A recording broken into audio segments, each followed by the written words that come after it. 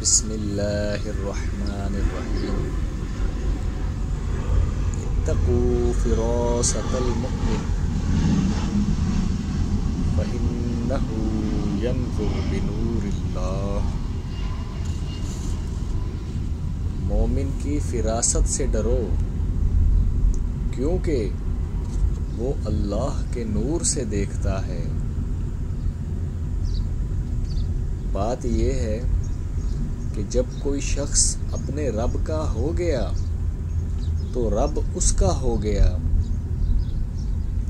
لہذا اللہ کے وعدہ کے مطابق اس کی زبان رب کی زبان ہو گئی ہے اور رب کے یہاں امر ہے۔ رب صرف سوچتا ہے اور وہ کام ہو جاتا ہے۔ پلک جھپکنے میں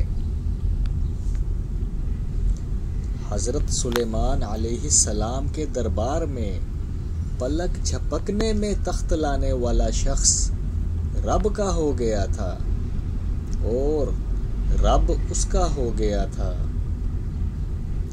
لہذا اس شخص کی زبان رب کی زبان ہو گئی اور اس کی زبان سے نکلا لفظ امر تھا جو پلک جھپکنے میں ہونا تھا اور وہ ہو گیا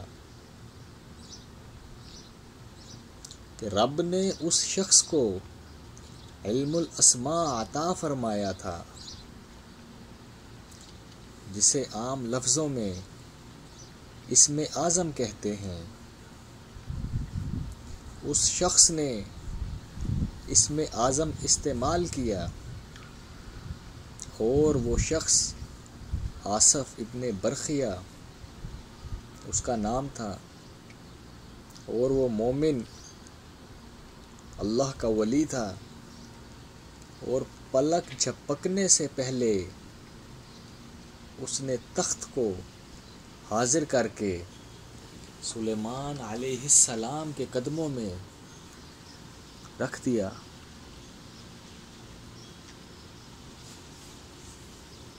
سبحان اللہ۔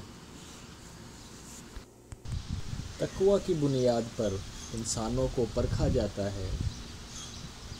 تقوی کے لحاظ سے جو مقام متعین ہوگا اس سے پتہ چلے گا کہ کس کا کیا مقام ہے۔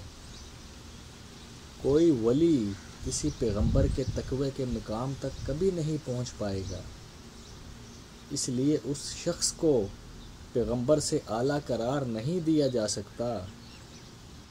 اگر حضرت سلیمان علیہ السلام کے دربار میں آصف ابن برخیہ کی بجائے کوئی پیغمبر ہوتا تو کبھی نہ کہتا کہ پلک جھپکنے سے پہلے تخت لے آؤں گا، وہ یہ سوچ کر خاموش رہتا کہ یہ تو خود نمائی ہو جائے گی۔ حضرت موسیٰ سے ایک خاتون نے اولاد کے لیے دعا کی درخواست کی۔ اللہ نے فرمایا اے موسیٰ، اس کی قسمت میں اولاد ہے ہی نہیں۔ حضرت موسیٰ علیہ السلام کا گزر کچھ عرصہ بعد اس عورت کے گھر کے سامنے سے ہوا تو وہاں بچوں کو کھیلتے پایا۔ حیران ہو کر اللہ سے ماجرا دریافت کیا۔ اللہ تعالیٰ نے فرمایا اے موسیٰ، اس نے میرے فلاں بندے سے دعا کرائی تھی جو میں ٹال نہ سکا۔ اگر میرے اس بندے کی خصوصیت دیکھنا چاہتے ہو تو اس کے پاس جا کر کہو کہ رب نے تمہارے جسم سے گوشت کا ایک ٹکڑا مانگا ہے۔ حضرت موسیٰ علیہ السلام نے جب جا کر اس شخص تک اللہ کی یہ فرمائش پہنچائی تو اس نے جسم کے ہر حصے سے گوشت کاٹ کر دے دیا کہ نہ جانے رب کو کون سے حصہ سے ٹکڑا مانگ رہا ہے۔ تب رب نے موسیٰ سے فرمایا کہ یہ فرق ہے، اس کا یہ مطلب نہیں کہ اس شخص کا مقام حضرت موسیٰ علیہ السلام سے بڑھ گیا تھا، ایسا نہیں ہے، کیونکہ درجات کا تعین تقوی سے ہوگا، جبکہ یہ علم اور اس کے استعمال کا مقام ہے۔ پیغمبر علم کے اتنے بڑے مقام پر فائز ہوتا ہے کہ وہ ان چیزوں کے ایسے استعمال سے کہیں بلند ہو جاتا ہے۔